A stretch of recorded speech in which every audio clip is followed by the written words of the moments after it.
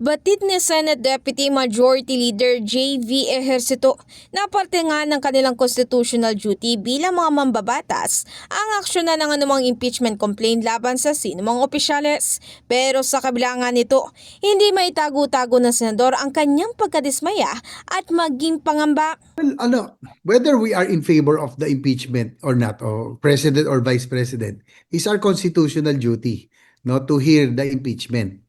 Nasa constitution niya. Kaya lang, I'm just airing out my frustration of the implications that this would bring, no? Both, kung magkatuloy nga yung impeachment ng dalawa, then that would really paint a bad picture of us internationally. That will paint political instability.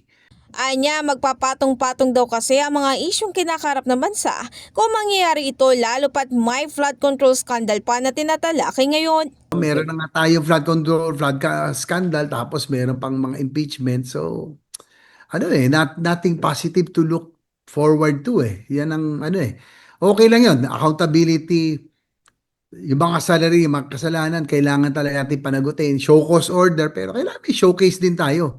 We have to show the world that we are still doing something positive for the country. Maalala una ng tiniyak ni Senate President Tito Soto na forthwith nilang aaksyonan ang impeachment complaint kung sakaling umabot ito sa kanilang kapulungan.